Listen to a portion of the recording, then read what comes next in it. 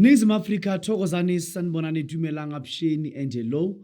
This is Dr. Oti Kehlela Makehla nyanga enkulu nyanga seNingizimu Afrika. Yeba kwethu mina ngumela lapho endabuko ngisebenza abantu ngisiza abantu ngivula izinto zabantu ngikhanyisela abantu izinto zabo. Mamela kujethi. Uyabona kunezinye izinto ezinyanga emhlabeni, you must not do them. You must not do them. Kunezinyanga ezenza izinto ezinye ezisabekayo just because of ukugijimisa imali and being desperate. The issue of one being desperate, kwesinye isikhathi you become desperate even on wrong things. You become desperate even on things of which you don't even need to be desperate kuzo. Sometimes to say to you, uma umuntu uyinyanga umela lapho endabuko, akumelanga ukuthi yonke into kube yebo. Hey mkhulu, uyayenza abortion? Yebo. Hey mkhulu, wenza in? Yebo. Hey mkhulu, umuntu medinga umuntu ukutshontsha inkomo zabantu uyawenza? Yebo. Hey mkhulu, uma umuntu efuna ungena emzini wabantu obulala umuntu uyawenza? Yebo. You must not be umuntu oyebo kukho konke. Ukuba uyebo, it's a problem. Ukuba uyebo, it's wrong. Ukuba uyebo is not something right. Njengomela lapho endabuko. Ngiyawubolela, ngiyakutshela. Mamela kirongweni. Abortion is murder. I don't perform abortion. I-abortion mina ngiyenzi. Into ukuthi it's against inkolo yami njengomngoma, njengomela lapho endabuko, njengomuntu ogidayo, njengomuntu osebenza ngamathongo. I-abortion is murder. Uma melo wenza la ngujithi kunomunye ugogo wakufamily yami obedila ngeabortion kakhulu. I remember it was early 2018 ngiboniswa ukuthi angimtshele ukuthi akayiyeke lento ayenzayo ngoba bathi lezi ingane ezingaka ezishonile abazithumela emhlabeni ukuthi zosiza abantu yena soloku ayenza lento lezi ingane lezi njengoba zikhala zingaka la kusho amadlozi kumele bona bayenzeni ngaso ngoba lezi ingane zonke zidinga onina zidinga ukukhuliswa. Into ongayazi ukuthi umuntu umeshonile, if umuntu eshone ena 1 month for example, if ingane eshone na 1 month, leyo ngane iyaphempariwa ikhuliswe. Umuntu njengoba akhula day by day, month by month, year by year, nasethongweni kunjalo. So this what happened. Ngamtshela ugogo lo ukuthi badimo balala barotlelo with the abortion because kina kwetelle with unto you. And that person practice ubunyanga before me. Badimo balala barotlelo nanso o with the abortion because of nje uyasenya. How? Athi lokoko how can neti RA ba khale ba bare ko khalemela ntho batla yetsa MP ifusa mamele lokoko lo zangilalela. So particularly mama lo avele njayizani kwaza enye ingane esikolo yayinza abortion, kweza enye ingane esikolo yayinza abortion, bekadila ngazo vele ingane zesikolo ayinza abortion, kweza omunye azokwenza abortion kimkhalemeza kirina uma lo efika lento kwenza abortion insimbi yakhona wabona uyabona isandla sinjani insimbi so le nsimbi uma uyithi yabona ithi le nsimbi kanje yabona into ethi yabona akusina wana into ethi yabona kanje. So lo gogo lo afake le nsimbi vele kule ngane, uma efaka le nsimbi kule ngane ayithi le nsimbi ibambe, le nsimbi ibamba adonse, angithi le nsimbi le ingena ngaphansi ekukwini. Uma le nsimbi le ifaka from ngaphansi ekukwini ikinya ka class ka kukunsipi iye udimo haifetsa uma ifika la ifiyenzani iyabamba kuri tshwara ngwana kire from popelo itshwara ngwana abayu ha akekena kuri kena itse batla mameli kena itse haifita where haifita popelo abar hair we utla from motlas mo re tshwere weight then hari kanti udonsa ingane ukuthi sikhule kakhulu. Le ngane ibithi na ina 2 months kanti ungano usale moholo ngoba ina 2 months 3 months asho jwalo kanti leyo ngane indala it's about ingane ukuthi is from 5 to 6 months lezi ngane zesikole lo umuntu wakho akwazi ngisho haholo akwazi nokufunda inyanga zakhe ukuthi zongakhi haholo ba dukhwitsa haidi ikayele pregnant uthemethi kanti le ngane siguke kakhulu ngalapha ya kwashona ingane kwashona umawayo. I want you to listen very carefully. Can't you take it once? I don't perform abortion. I don't do abortion. I don't do any form of abortion. I don't do any form yezinto ezifana nama abortion and all that. Uthemethi ethi adonsa le ngane yaba ngwana loshwile. Angifonela athi hothi ngisenkingeni ngathi kwenze njani? Ngathi ngenza abortion la enenyazo ukuthi ungikhuzile ungasho ukuthi ungikhuzile kare ungathi ungasho ukuthi ngasho because go khalimetsi kare moya o itswa o yeme ka ntho yetsang athi kuyimanje kunzima ngathi yini athi ngikutshela ukuthi ama camera abantu amaphoyisa kula kwami kare ngwaniso nami into enzenza nama yikho wena nje ukuthi uzinikele ukuthi wena nje uzinikele athwaro nami ngahlala ngangako but almost 2.5 years wayehlala ejele because of performing illegal abortion. Thina sizinyanga we don't perform abortions, we don't do such things. Singabantu amathongo, singabantu amadlozi.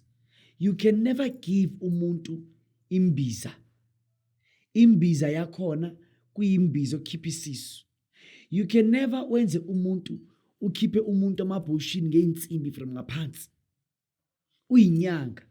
Leyo nto leyo it's against umthetho wamadlozi. Leyo nto leyo it's against umthetho wabantu abadala. Leyo nto leyo it's against umthetho wamanyange. Leyo nto leyo it's against umthetho wezulu. Leyo nto leyo it's against umthetho wezingilosi. Ingilosi azizwana nama-abortion.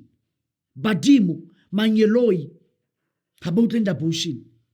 So it happened ukuthi leyo ngane leyishona and all that kulungileke. Then this is what happened. Last week I was called by Intombazana, an 18-year-old girl from Limpopo. I won't mention where and how. Lengane ithi kimi Dr. Uti ngikupa unthuse ngicela ungisize ngisenkingeni ngithi kwenkingeni yani uthi kimi no about abortion. Angizange ngithi angiyenzi ngavele nje athi okay ubani kanjani washo umntana uthi ngubani akazibani nguphi bengicela ungisengenze abortion. My mother is suffering and I cannot let her suffer more. Okay, you know bazali batla buya nethi ingane zenu ziyazenza into ezimbi. Bana balona abanahani, bana balona abawuqhi, bana balona abamakatsi. An 18-year-old girl obaketsa abortion ngakeng. Just to take a risk njengaleyo. Guess ukuthi umntwana how many months? This person is particularly 5.5 weeks, close to 6 months pregnant. Ufuna ukwenza abortion kimi. Ubatla fela abortion honna ngwano. I'll pay you yonke imali oyidingayo. An 18-year-old habuel nakafuna ukhala kunye ngithi fele ke malango o no ke ngwana ka o mong paletswe unangaki 1 year 3 months 1 year 3 months ngwana mongwe robetse pila hae o 1 year 3 months yena o pregnant 5 to 6 months ngwana 18 years should le ngane aba pregnant ina something like 16 yathwele ingane na 17 hona jo 18 o sa iphithile hape ka ngwana B2 ka mmotsa ka re ngwanyana e ngwana kwena ha o hlabe keng ha o hlabe sebono se sa hao keng ha o hlabe keng ha o hlabe keng ha o hlabe keng uyazi lento okuhlaba kwethu we can say whatever thing ukuthi siyayithanda ngayo but leya nto iyawafihla amahlazo ngoba nanoma umuntu kunabantu ukuthi since bahlaba from dala hana bana hoja nothi ha hlabe isibono se nke bana baye batletsile fasile kaofela ngabe uthi ingane zakhe igcwele wonke lo mhlaba lo ha uhlabe king because of we know World Health Organization have tried better enough to teach abantu abamnyama nengane ezimnyama about using condoms, but clearly it has failed because of ingane lezi azihlangana nama-condom. Bana ba haba kopana di condom totally lezi ngane azihlangana nama-condom totally azwana nama-condom. Already wano wa excella coming to sex. Why she's excelling and o fertile wano wetsa bana kare ke Noah. So question ukuthi, do you give yourself time to intervene kwimpilo zengane zenu? Do you give yourself time ukuthi ni guide abantwana benu? You can imagine a child drive agibela ama-taxi from Limpopo azokwenza abortion eGoli. If bengumuntu engenza ama-abortion, 5 months to 6 months pregnant. Leyo ngane uphuma kanjani ngoba lo ngane le ngane yofa. I even know enye ingane enenrola leona awusomo ona shule na sampana le sekolo ngabula kitaba hore ona force abortion ngakeng. Ashwa le. So bakwethu, let us try better enough to teach abantwana bethu on how to ukuziphatha. Bantu abamnyama, that life yokuthi you don't have that audacity to speak with your children ngesex yaphela. Try to make sure ukuthi you explain sex, you explain feelings, you explain sexual intercourse, you explain everything about bakho. By so doing, ingane zakho will be able to understand ukuthi whenever they are having sex bazifaka kwini, bayikenyawo eng maphilo ngabona, bazifaka kwini, bazifaka kwini empilweni zabo. Because now it is like labantwana bana ba roba and ba roba na serious mara ba siburo ba robalana. This Dr. Utikehla Makehla Nyangenkulu ngiseGoli 180 ENM Road, Mondio, Johannesburg. My topic was just about elaborating and illustrating ukuthi mina as Dr. Uti, I don't do abortions, guys. I don't do abortions. Nginyanga gumelaphi wendabuko. I am not a medical doctor. A medical doctor iyonenza ama-abortions. Mina, I am not doing ama-abortions.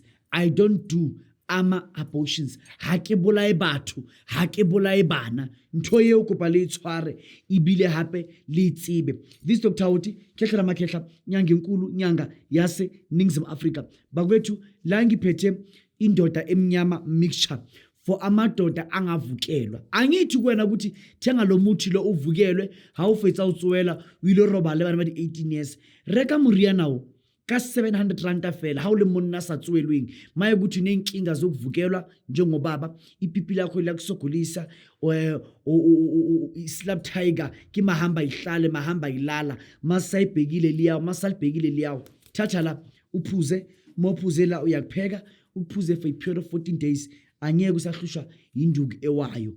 Leli pipi liyovuka ulisebenzise kahle ngumfazi wakho.